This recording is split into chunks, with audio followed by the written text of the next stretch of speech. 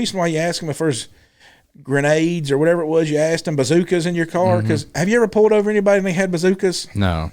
I've dealt with one pipe bomb in my career. Okay, so one out of how many ever people you pulled over? I pulled over 300 people in 1 month. Yeah. Ugh, man, Bob. No tickets. You were hard. No tickets. We're looking for dope. And This is the Unscripted Podcast. So if you've ever been in you ever been in one of them situations where you just like you lock up tighter and Loctite, and it's well, that's a real broad brush you're painting with there, buddy. no, you ever talk to somebody and then they just like they're in a real awkward situation. You watch their body language like, yeah, I don't want to talk about that. Right? Yeah. Yeah, that's a guy was teaching us about, of all things, just talking about in law enforcement with when you read people's body language and stuff, you know, you asking questions and you ask all these different things and they don't really react to them. You know, you asking somebody, hey, is there any dead bodies or grenades in here? Well, of course, you know, guys like us who don't have anything to hide there, we're like, well, I sure hope not, right. You know? But, you know, you ask somebody who's like, I hope he don't see my dope. I hope he don't see my dope. And they're like, no, sir, there's no dead bodies in here, you know? Or they don't react at all to it. Why are you asking them questions for? Just to soften them up to get to the dope? Well, so you just ask those, you kind of go through, you ask like a spill of them, you know? And it's like, are there any dead bodies, hand grenades, bazookas, machine guns in here? And they're like, no. And then it's like, and then you're like, hey, you got any drugs in here? No, why?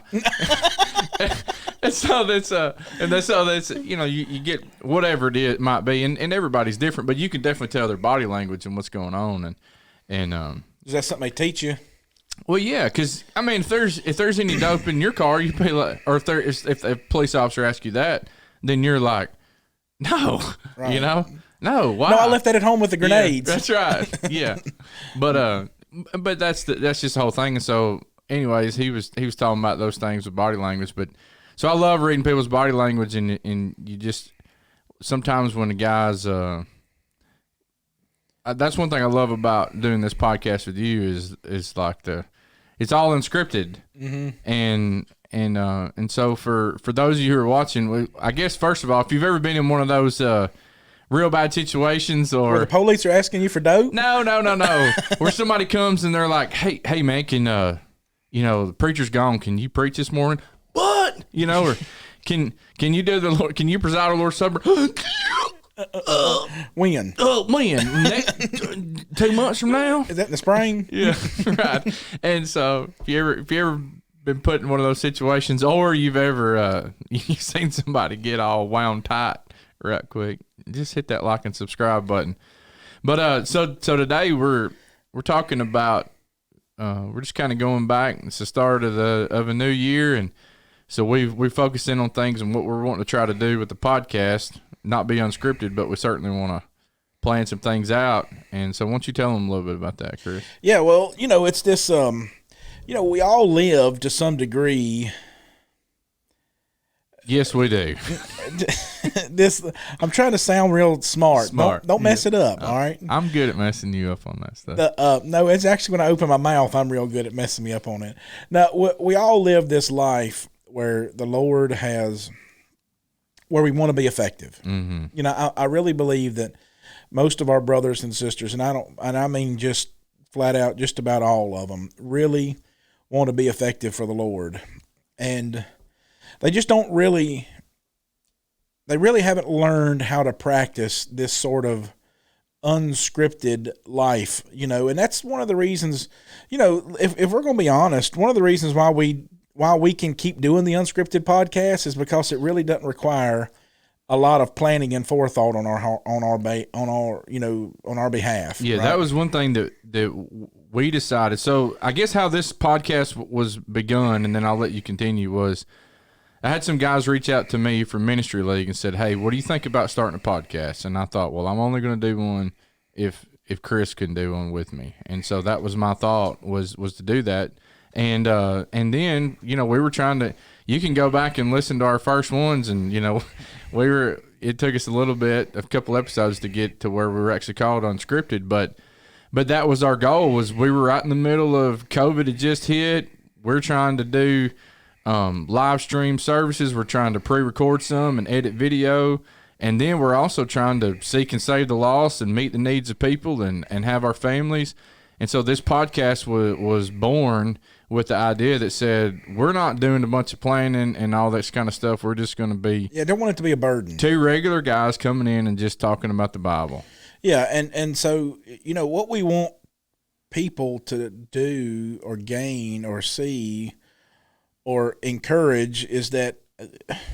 Listen, we sit up here and we just rattle this stuff off. Mm-hmm. And the reason why we do it is because we really just want people to have confidence. Yeah. That really you can do this too. And so that's what we want to talk about today is just this idea of living this unscripted life. Because you think about when what was that book? Muscle and a Shovel. Mm-hmm. When Muscle and a Shovel came out, everybody loved the Muscle and a Shovel book. And I think the reason why everybody loved it so much was because they liked Randall. Or wasn't that his name? Yeah. The guy in the book that was evangelistic, that was reaching his friend. Yeah, that was, and everybody they really saw that guy as the hero of the show. Mm-hmm. And that's the way I think that everybody wants to be. And we can be that person. It's not that we can't not be that person. And so I think that what we need to do is we just need to dedicate this episode to being unscripted.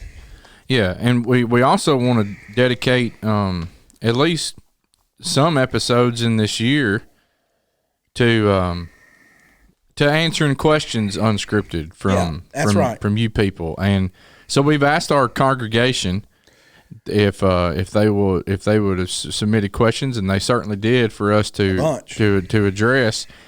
So what we're going to do at least next week. Or what do you think about doing this next week? We'll put a box with those questions in them. We'll shake them up, and then we'll pull them. We'll pull them out, and we'll pull one out, and we'll answer it. I think that's fine. And I think the blessing of it is that we'll be able to just show how you have to think through these things. That you don't have to, because there may be, we may pull out a question, Bob, that we need to think about before we answer. And you know what? There's nothing wrong with that answer. That's right. I've been in Bible studies where it's like somebody asks me a question and it's like, man, I do not know the answer to this. And the good thing is you're not required. You're required to grow, but you're not required to know everything. Yeah, because if you get to that point, then watch out, son, because you got a real problem. Yeah, and so I wanted to just kind of start the podcast with this. Well, let's before we. I know we're still in you kind of. I'm jumping up ahead. Yeah. Well, what we want also is our listeners.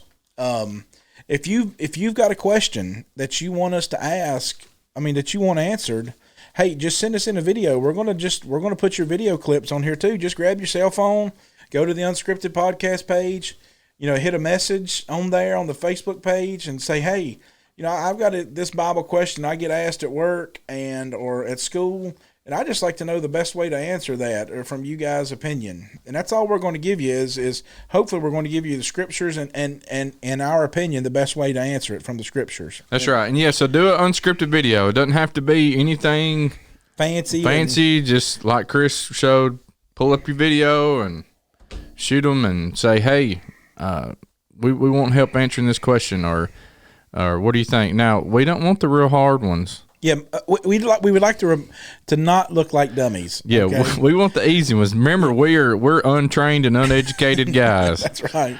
So throw us a bone here. Yeah, that's right. No, really, any question. Any question. Nothing's off the table. Yeah, I'm perfectly fine with making Bob look stupid.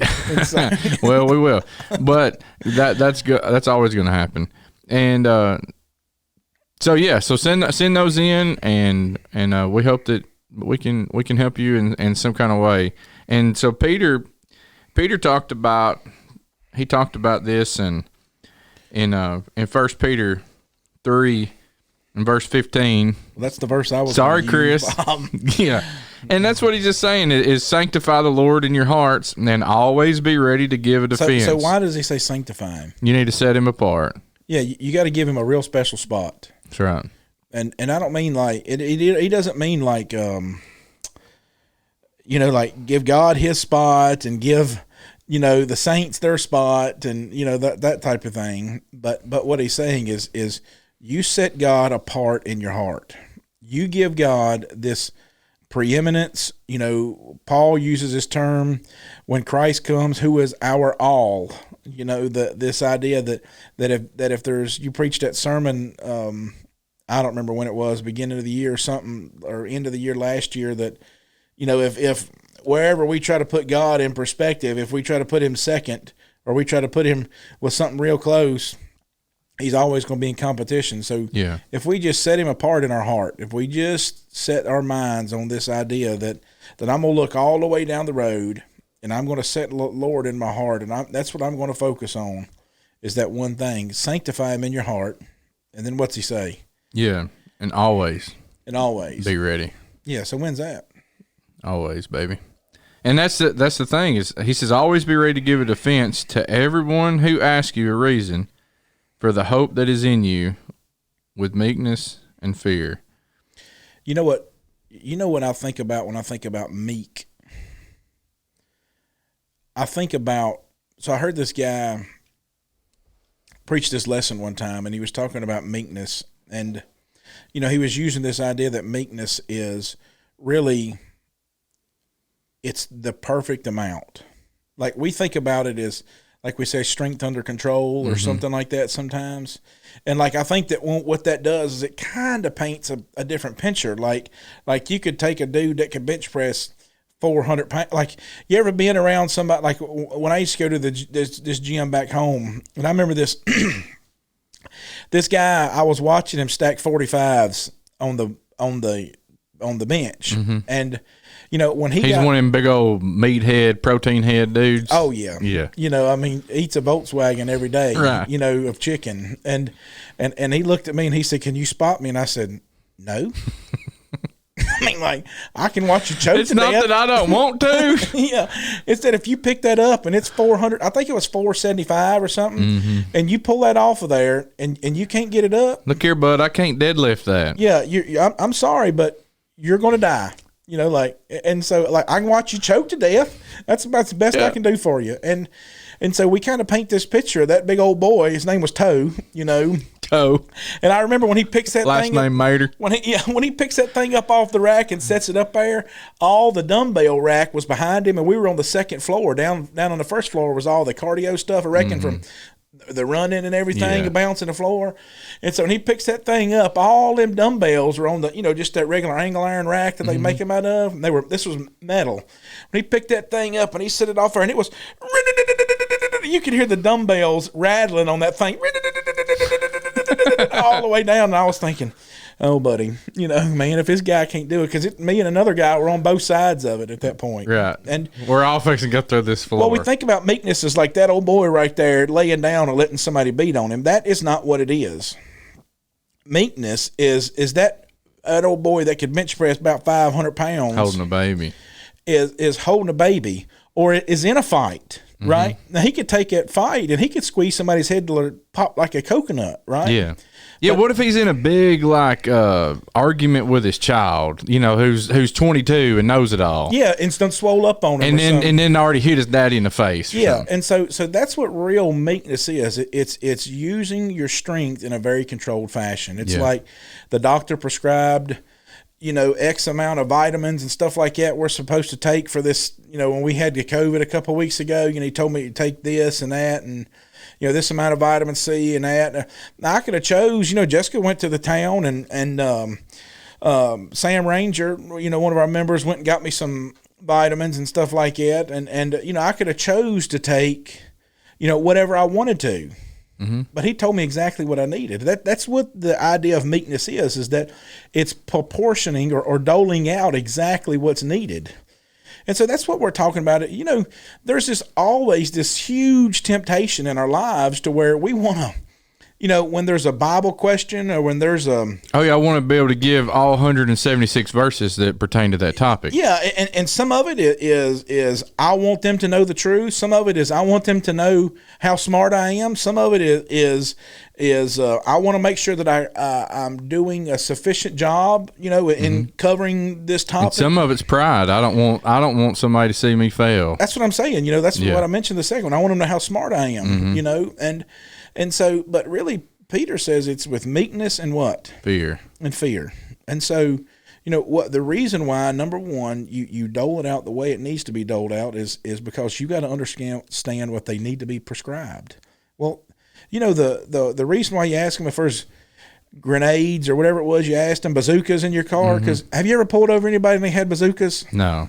I've dealt with one pipe bomb in my career. Okay, so one out of how many ever people you pulled over? I pulled over 300 people in 1 month. Yeah. Ugh. Man, Bob. No tickets. You were hard. No tickets. We're looking for dope. So you go back to this idea that most people aren't going to have a pipe bomb. Right. So you learn how to ask the questions and give them what they needed, and ultimately to lead them to where they needed to be. Now, where they needed to be was whether it was incarcerated or whether it was off the streets or whatever it was. It wasn't just for theirs. It was for everybody else's benefit too. Right. And the point that this guy was making was it was an interdiction school, and actually it was down here in Meridian, Mississippi. I was from Tennessee. And what's interdiction mean? Interdiction is where you're doing you're interdicting, you're pulling cars over, you're taking you're just taking you're intervening in the dope world or in criminal trafficking, whether it be human trafficking, whether it be whatever it might be, money laundering, all these different things. So, but what he did is he said I want to show you a picture of a dope dealer, and he puts up a picture of somebody that you would never think's a dope dealer. What, like Betty White? No, he puts a picture up like of an everyday person, like my wife, your wife, and he's like, these are people who I got 40 kilos of cocaine off of this girl right here, and so it's like. So you would never think that. And then you put people, you just put all these everyday people. Some of them are 75-year-old people that are, and this 75-year-old couple were driving, they were mules for this drug whatever organization. And they would literally drive cars from Cracker Barrels to Cracker Barrels. So you would never think that two geezers pulling into Cracker Barrels doing anything wrong. That just means that they're real smart at this. Yeah, and they get like 70 kilos of cocaine off of this older couple, and it's like, well, how did this happen? Well, when they're making $20,000 a month, that's what happens. So when if you were to ask my mama, who's in her 60s, ma'am, do you have any drugs in this car? Why, no. She's going to be upset about that. Why you think that? But you ask somebody like, they're like, well, why you ask that question? And then they start getting all jacked up. Yeah, and that's the whole thing is I don't want people to see me like that. I don't want people to see me whenever I'm struggling. And so people struggle. If you want to do a litmus test with somebody as far as how confident they are in the scriptures, and it's not. I mean, it is a hard thing, but when somebody comes and asks you, "Hey, we want you to sit in on a question and answer panel," and it's like, "Well, what do you mean by that?" Well, we want you to sit in on a question and answer panel. Well, how's that going to go? Well, people are going to ask questions, and then you're going to sit on a panel of people who are going to answer them. Were they going to submit the questions early? No, they're going to ask them. Well, I would like to have at least a few minutes for me to be able to look at these answers, and be ready. Well, get ready, and that's so you can do a real litmus test with somebody. Now, I understand it's hard to be ready under pressure, but there's just and it's not about boasting. It's not. It's about living out what Peter says right here: sanctifying the Lord, putting Him someplace different in your heart than what the rest of you. So you can ask somebody a Bible question they may not know. You ask them about powerlifting and nutrition, and guess what? They're going to rattle out all this stuff. And that's the litmus test. That's what I was going to say. Or guns, or whatever, or baseball, or football. They know stats like crazy. That's right. You put somebody in a situation that you take somebody that professes to be a Christian, and you meet them for the first time, or you go eat lunch with them or whatever, and if you can't get them on the Lord, You can't get, you trying to bring this conversation around. All they want to talk about is, I like guns too. Yeah. I like hunting too. And I like all those things. But if we can't get around to the fact that we're not talking about what that's really important, then you can really tell where people's priorities are. So that's a great litmus test, because Jesus said, where your treasure is, there your heart be also. There your heart's going to be too. And so I think about this idea that he uses in Matthew 5. When he's after he's kind of stitched up the Beatitudes, when he's talked about the kind of attitude that Christians should have, he says, listen, you are the salt of the earth. Salt does two things. It seasons and preserves. But if salt loses its flavor, how shall it be seasoned? It's good for nothing, to be thrown out, trampled by the foot of men. You're the light of the world.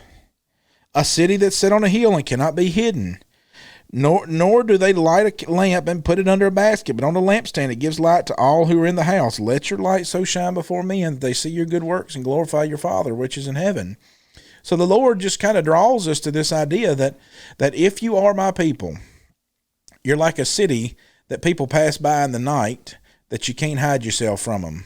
There's just no way that you can hide this city. It's like some places I had never seen flat to, like, you come down here and you move west, and like some parts of Mississippi, you could stand on a Coke can and see both ends of the state. It seems like it's so flat down here. Right. And the Lord's using this analogy that you are the light of the world, that you're a city that can't be hid. And so you got to have this attitude in you that, okay, if I'm a city, then I'm a place that's safe. If I'm a city, if I'm salt, then I've got to preserve. If I'm salt, I've got to flavor the conversation that I'm getting ready to have. Just give me an example of one that you've had this week, Bob. I know that you have. What do you mean? Just an example of a conversation that you met somebody that you turned it into the conversation about the Lord. All right. So I was driving home from hunting. I guess this was Monday night. I don't remember what day that is, but Monday. It's the day after Sunday. I don't remember what date. Okay. It's but before Tuesday. Yeah. So I was driving right before it, though. I was driving on Monday, and this pretty long straightaway, I see a car with his flashers on, and it was a truck, and he was pulling a trailer, had a big side by side on the back of it. And I just eased up and rolled my window down and said, "You good?" He said, "Yes, sir. My mom is on the way." And this is right at dusky dark. Mm-hmm. My scope had fogged up on my rifle. It'd been raining all evening. It was cold outside, and that front was coming in. And so I was like, I text Courtney. I was like, "I'm coming home. Scope's fogged up," and I was all chewing mad, Mm-hmm. And so come home and head home, see this, and it was a boy, and so I couldn't tell how old he was, but I knew he was younger. And this was real dusky dark, raining, and so I said, "You don't need anything?" He said, "No, sir, I'm good." I said, "Okay." So I drove on forward, and you couldn't see, only flashers you could see was on his mirrors. Mm. So I said, "Man, if that was my kid, I wouldn't want him sitting on this dusky dark road, all by himself out here in the middle of Reynoldstown and New Augusta." And so I turned around and then put my flashers on so that, he could see me. So I helped him out. His truck was overheating. And I said, "I'm just going to come back and sit with you." And he's like, "Okay." And so I got him some water. Fortunately, I had some water and antifreeze in the truck. And we got him some water back going, and we shut the hood and started up the conversation. "Can you tell me what city you were born in?" We went through this whole thing on another podcast, and just planted a seed about Christ and the foretelling of, that's what I do, the foretelling of how could they know these things 700 years beforehand, and he picked one out of 280,000. Planted the seed with the boy, got his phone number. But you'd already made the decision. You sanctify the Lord in your heart. 100%. And that's what was going to happen. Let's take a break, Bob, and we'll come right back to that.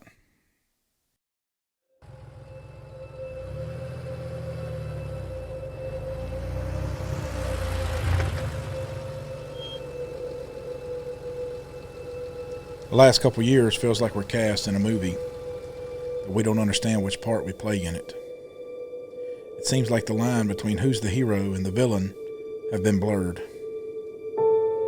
We thought by now it would come to its happy ending.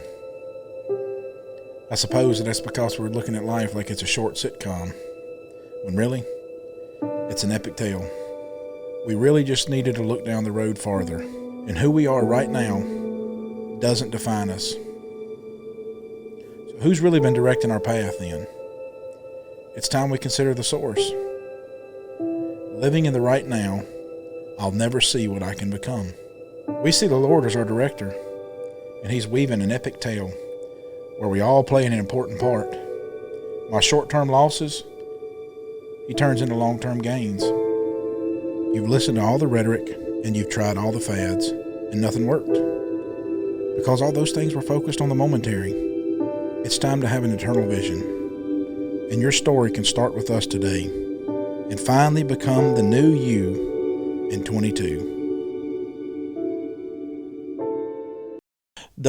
We appreciate you coming back and joining us. We hope you enjoyed our commercial being put in here. We're really trying to, this is, you're seeing these commercials in here, that we're just trying to use this as another way that we can get the blessed hope of the church and what a great group of people we have here out there to the world. So if you're in the Hattiesburg area, we'd love to have you come be with us at 415 South 40th Avenue in Hattiesburg here. And if you have any questions about anything you see or hear on our show, then we'd just certainly just reach out to us. But we just we just want to be a place where there's hope. And last night I had this same conversation about hope with this guy, and he a couple months ago I'd milled my slide on my gun, and not to make the details too, gray and dry. Yeah, but what does that mean to mill something on a gun? I wanted to put, I wanted to put my RMR, my red dot, on my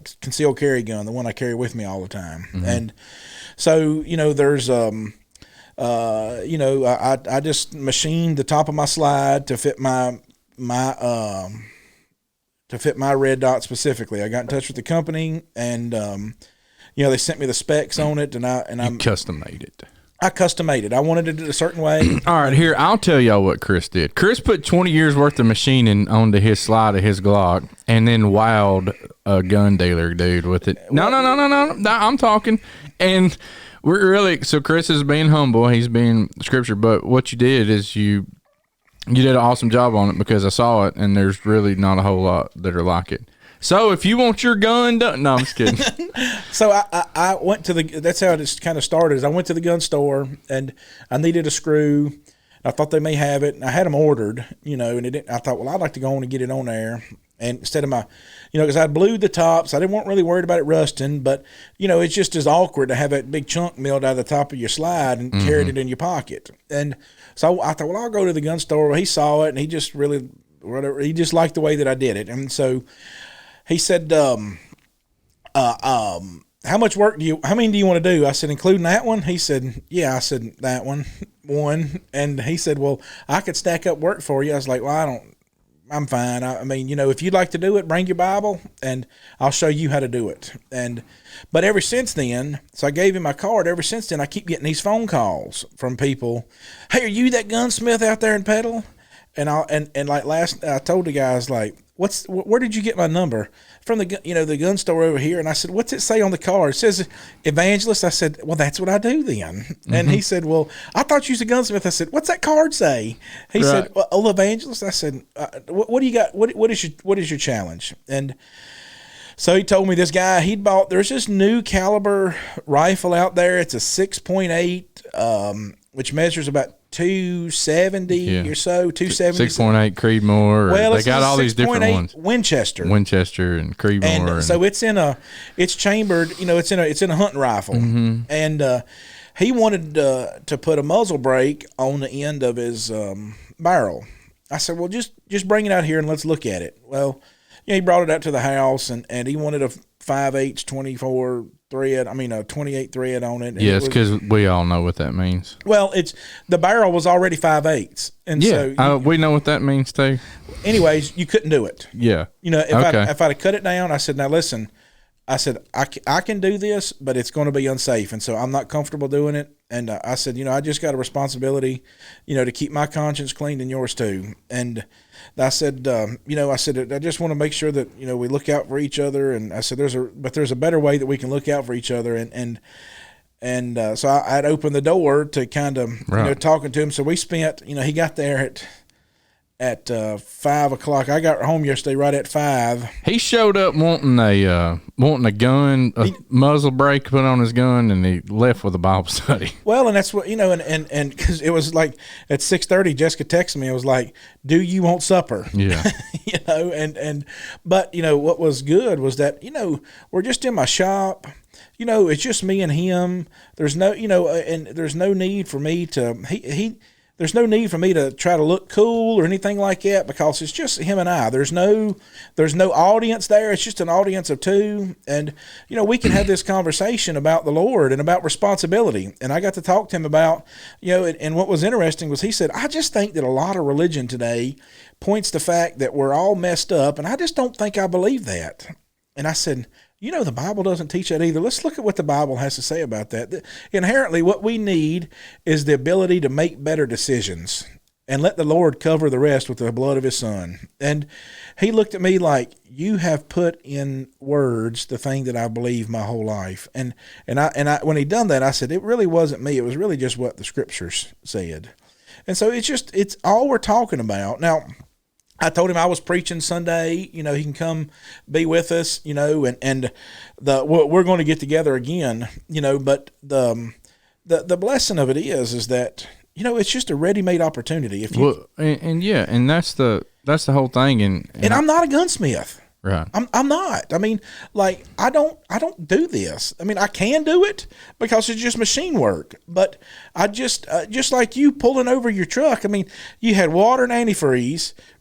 What you had antifreeze for in Mississippi, I ain't got no idea, but you had water and antifreeze so you could help the boy. I had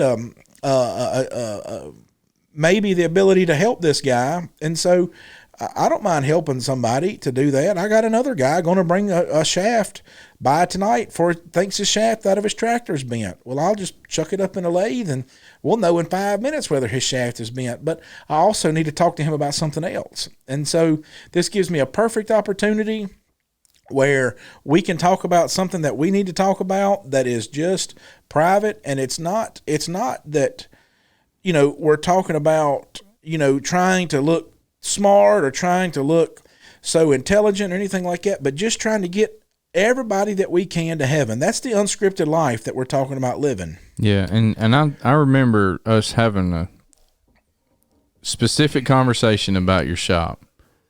And I remember things that I prayed for it because I knew where your heart was on it, and that was you wanted your shop to be used for the furtherance of the gospel. And that's exactly what you're doing. And that's what we need to take our life. Well, you don't know what's going to come through them doors. You don't know what questions are going to come through, and you don't know. It may be a tire. It may be the side of a car. It might be a bent, bush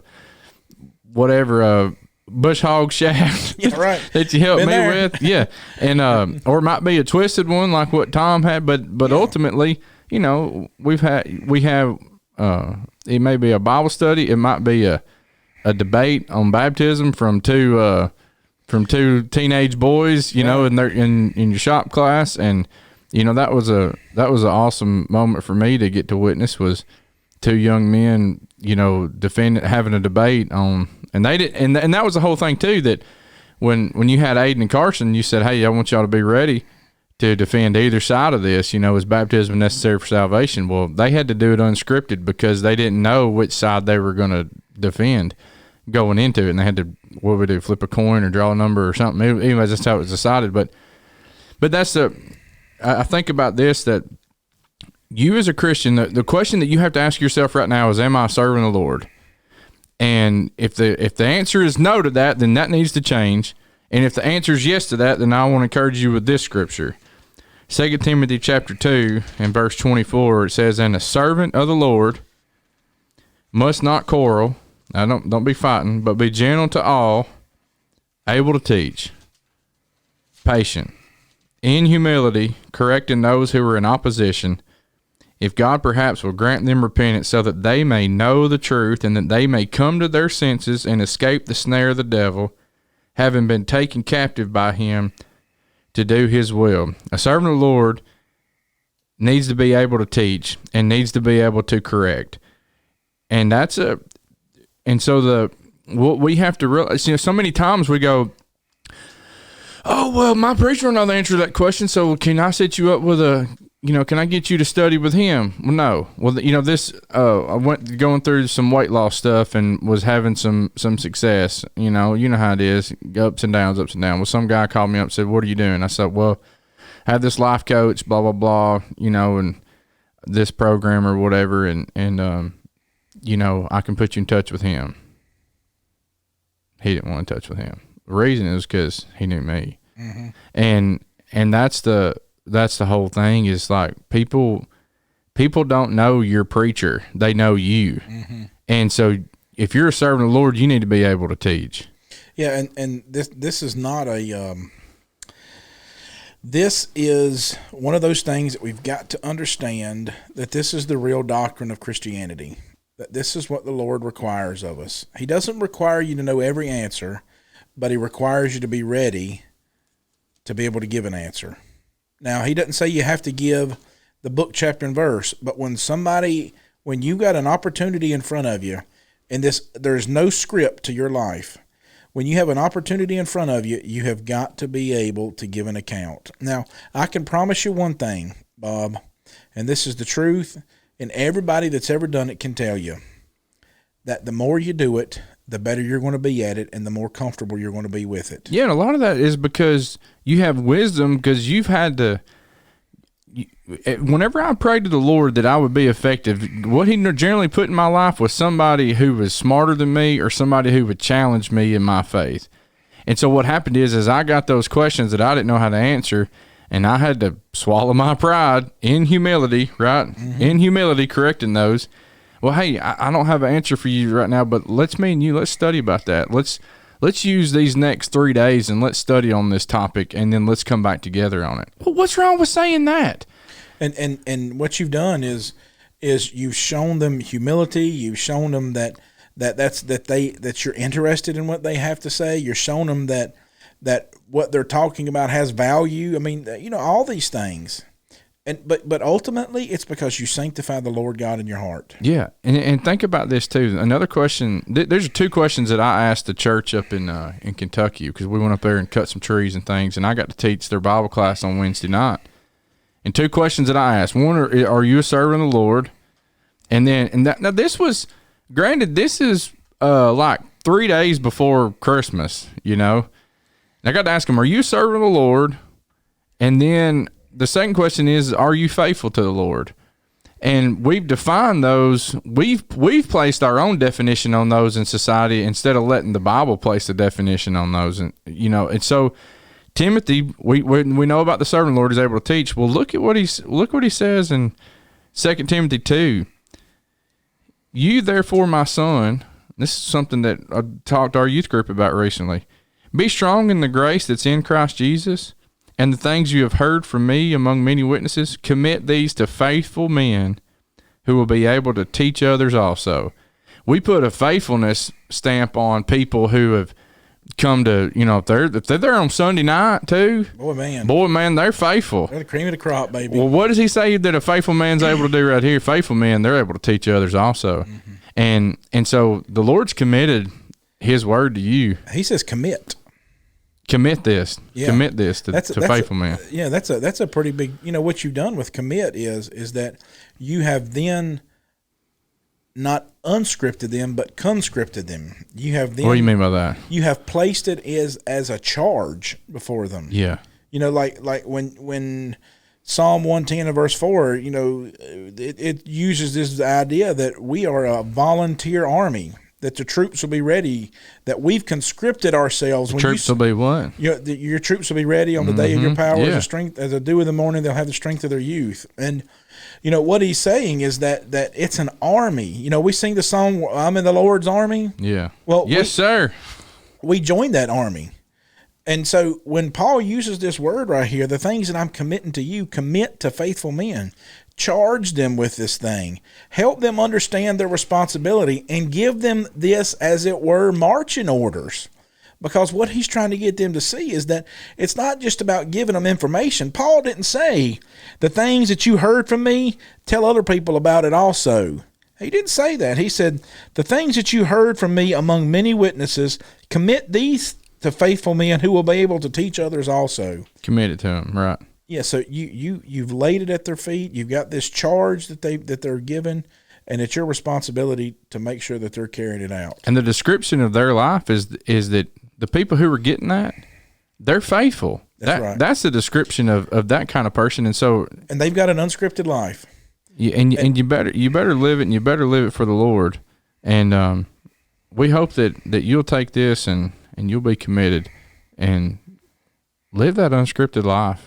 Be ready to give that defense. Like I said at the beginning, hey, send us a video, send us a message on Facebook Messenger, whatever it is, and we'd love to answer some of those things this year. And guys, we appreciate the last couple of years with you, and we hope for many more together. This is the Unscripted Podcast.